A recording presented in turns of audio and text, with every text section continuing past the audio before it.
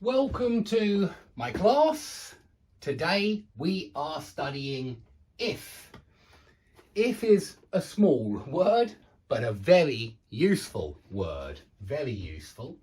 We need to use if many times when we speak a language. Here are my examples. Now we're going to look at, we will look at two types of if. Two. Number one, if and present, and then will, won't plus infinitive.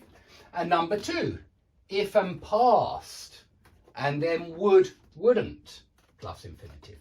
We will study both of these. We will study number one and number two.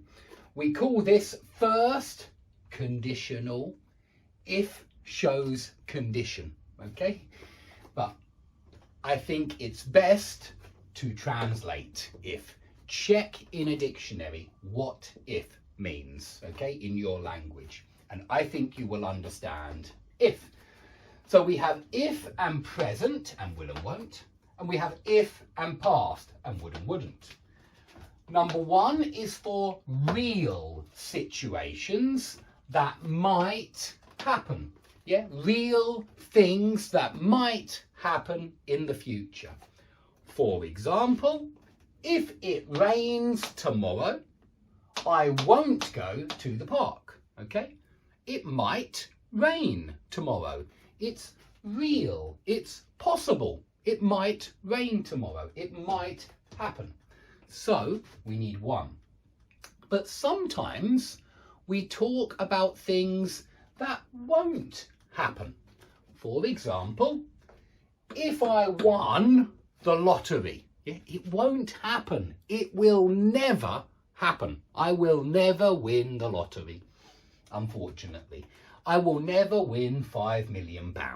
Never.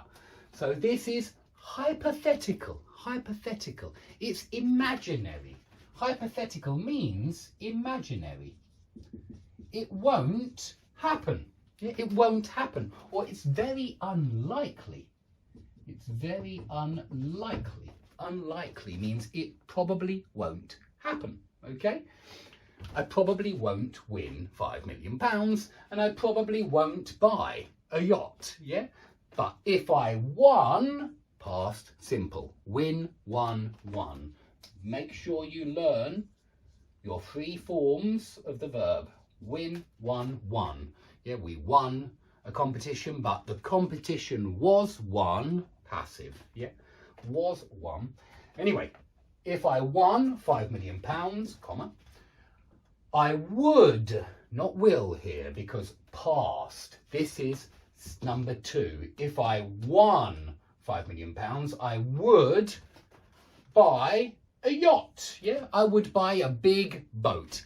I love the sea. I love the sea. So if I won £5 million, I would buy a yacht. And I would go in my boat, in my big boat, on the sea every day. Okay, so if I won £5 million, I would buy a yacht.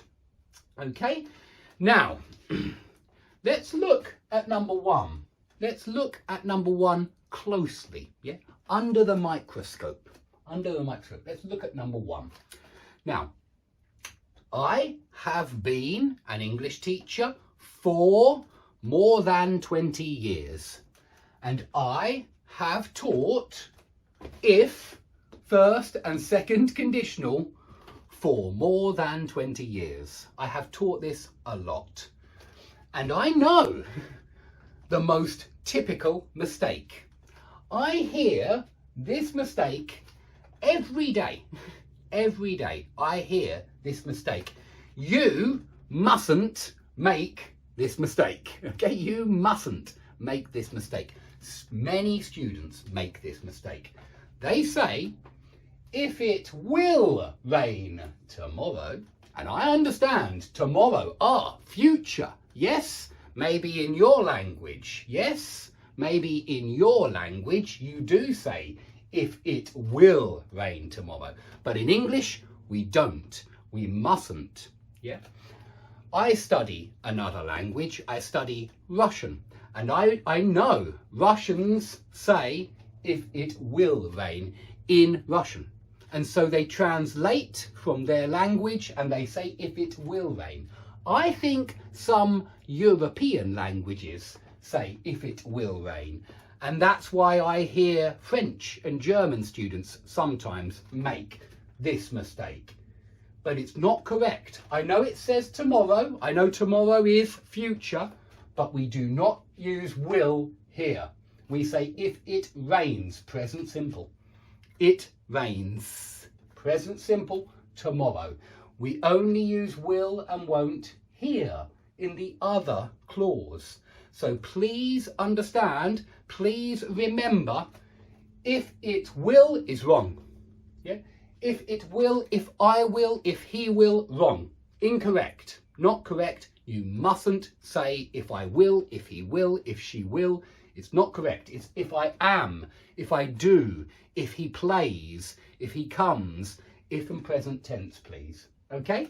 So that's important. I know it's tomorrow. I know we're thinking about the future, but we use present. If it rains tomorrow, I won't go to the park. If, I don't know, what other example can I, if we go on holiday next year, yeah,